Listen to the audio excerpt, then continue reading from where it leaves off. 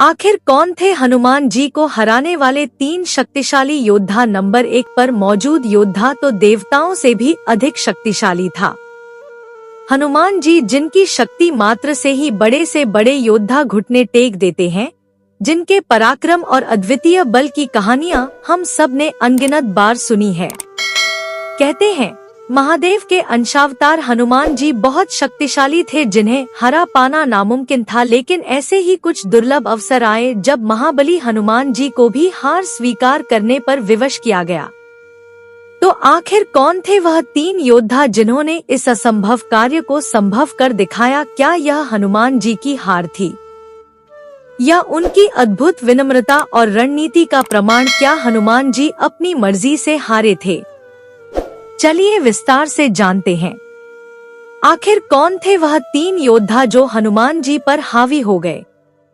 Number 3 पर है love और कुश। पद्म पुराण के पाताल खंड अध्याय 123 के अनुसार एक समय जब प्रभु श्री राम के अश्वमेघ यज्ञ का घोड़ा लवकुश के आश्रम में पहुंचा, तो लव ने उस घोड़े को बांध दिया और इस कारण लवकुश का श्री राम की सेना के साथ युद्ध छिड़ गया।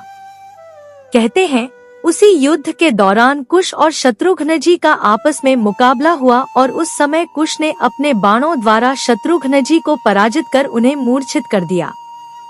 वहीं शत्रुघ्न जी को गिरा हुआ देखकर सूरत वहां आए और कुश के पास पहुंचकर अनेकों बाण चलाए, पर कुश ने एक भयंकर बाण हाथ में लिया, जिसके छूटते ही वो बाण मौत का रूप लेकर सूरत की छाती को भेद गया और सूरत मूर्छित होकर वहीं गिर पड़े। सूरत के गिरने पर कुश को विजय हुआ देख पवन पुत्र हनुमान जी ने एक विशाल वृक्ष उखाड़ लिया और उस वृक्ष को कुश की छाती पर दे मारा। उस वृक्ष की चोट खाकर कुश ने अपनी माता को याद करते हुए धनुष पर अमोघ सहारा अस्त्र रखा। उस भयंकर अस्त्र को देखकर हनुमान जी ने प्रभु श्री राम का ध्यान किया, लेकिन इतने में ही उनकी छाती पर उस अस्त्र की करारी चोट पड़ी। उसके लगते ही हनुमान जी मूर्छित होकर जमीन पर गिर पड़े। तत्पश्चात कुश ने वानर राज सुग्रीव को वरुण पाश में बांध दिया और इस प्रकार कुश ने सुग्रीव पर भी विजय पाई। उसी समय लव ने भी पुष्कल, अंगद, वीरमणि और अन्य राजाओं को हराकर रण में विजय पाई। वे दोनों महाबली हनुमान जी और सुग्रीव को बांधकर आश्रम ले गए। जैसे ही वे दोनों भाई आश्रम पहुँचे तो वहाँ देवी सीता ने हनुमान जी और वानर राज सुग्रीव को पहचान लिया और उन्हें छोड़ देने की आज्ञा देते हुए बोली, पुत्रों, ये दोनों बड़े वीर और महाबलवान हैं। ये वीर हनुमान जी हैं जिन्होंने रावण की पूरी लंका को भस्म कर दिया था। माता सीता ने कहा, पुत्रों, तुमने महान अश्व को पकड़ा है, उनके वीरों को मार गिराया और इन दोनों कपीश्वर को भी बांध लिया है। यह सब अच्छा नहीं हुआ वीरों, तुम नहीं जानते यह तुम्हारे पिता का ही घोड़ा है। जाओ उस अश्व को भी खोल दो और इन दोनों वीरों को भी छोड़ दो। और इसके बाद भगवान श्री राम और लवकुश की भी भेंट हुई थी। अब बात करते हैं नंबर 2 पर मौजूद शक्तिशाली योद्धा की। वो कोई और नहीं बल्कि भरत थे।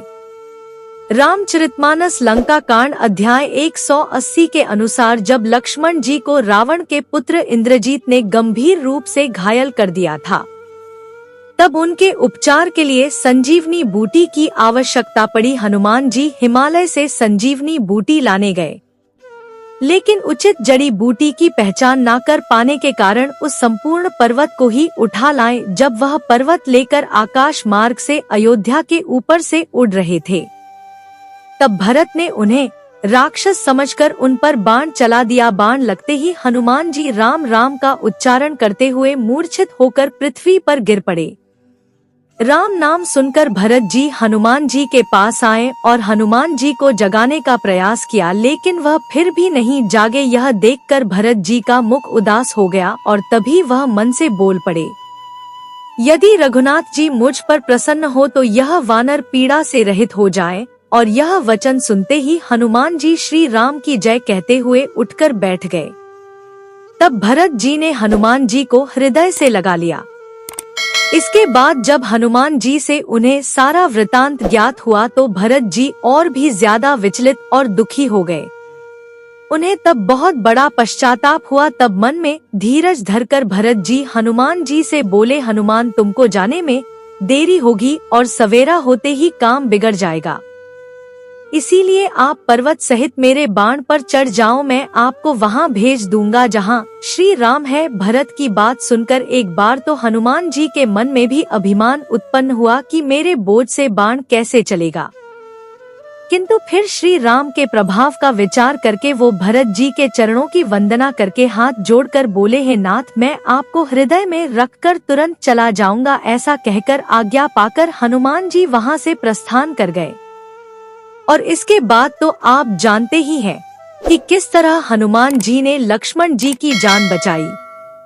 लेकिन अब बात करते हैं नंबर 1 पर मौजूद योद्धा की, जो देवताओं से भी अधिक शक्तिशाली था, जिसने स्वर्ग के राजा इंद्र को भी हराया था। वो कोई और नहीं बल्कि इंद्रजीत यानी मेघनाथ है। रामचरितमानस लंका कांड के अनुसार हनुमान जी ने जब अशोक वाटिका को तहस-नहस कर दिया और वहां उपस्थित बहुत से सैनिकों को मार दिया, जब इसकी सूचना रावण को मिली तब उसने अपने सबसे शक्तिशाली सेनापति जाम्बवली और बाद में अपने पुत्र अक्षय को भेजा, पर वो दोनों भी हनुमान जी के हाथों मारे गए।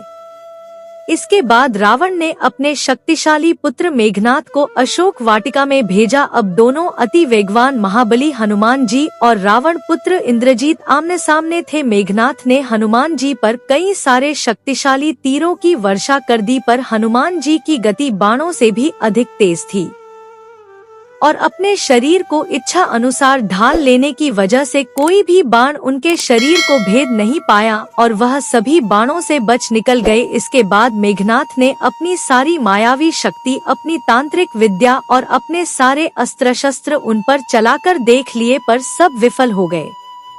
मेघनाथ ने हनुमान जी के विषय में सोचा कि इन्हें किसी तरह कैद कर लेना चाहिए।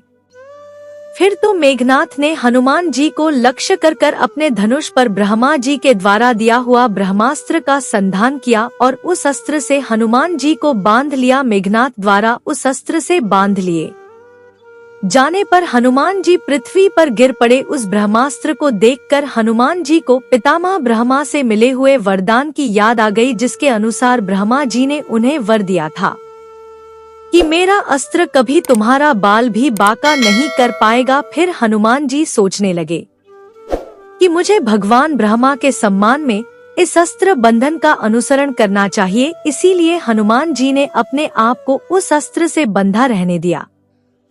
हनुमान जी विचार करने लगे कि राक्षसों द्वारा पकड़े जाने से भी मुझे लाभ ही होगा, क्योंकि इससे मुझे राक्षस राज रावण के साथ बातचीत करने का अवसर मिलेगा। इस तरह हनुमान जी राक्षस राज रावण के पास पहुंच गए।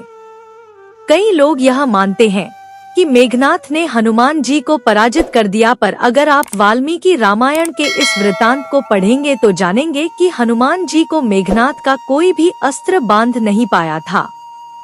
वे स्वेच्छा से यानी अपनी मर्जी से ब्रह्मा जी का मान रखने के लिए उस अस्त्र के बंधन में बंधे थे और रावण के समक्ष भी उन्होंने यही कहा था कि इस समय बेशक मैं इस बंधन में बंधा हूँ, पर मुझे कोई भय नहीं है, क्योंकि ब्रह्मा जी और देवराज इंद्र और वायुदेव का मुझे वरदान प्राप्त है और बंधे रहने में मुझे लाभ था, क्योंकि तुमसे मिलने का अवसर मैं गंवाना नहीं चाहता था। कोई भी दिव्यास्त्र हो या बंधन, चाहे वह किसी भी राक्षस ने चलाया हो या किसी देवता ने, उनसे मैं बंधा या मारा नहीं जा सकता। हनुमान जी को पराजित करना असंभव था, किंतु भरत और लवकुश हनुमान जी पर हावी अवश्य हुए थे और इसका वर्णन पुराणों और रामायण में भी मिलता है, जो कि हमने आपको यथार्थ सुनाया है। लव और कुश हनुमान जी के आराध्य श्री राम के पुत्र थे और भरत जी श्री राम के भाई स्वयं नारायण के अंश से उत्पन्न होने वाले यह योद्धा बहुत शक्तिशाली थे। हो सकता है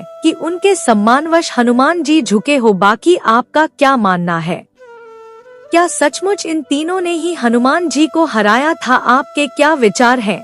कमेंट बॉक्स में हमें अवश्य बताएं। अगर आपको यह वीडियो अच्छी लगी है तो इस वीडियो को लाइक कीजिए, हमारे चैनल को सब्सक्राइब कीजिए और ज्यादा से ज्यादा शेयर भी कीजिए। तो मिलेंगे अगली बार एक नई खास वीडियो के साथ।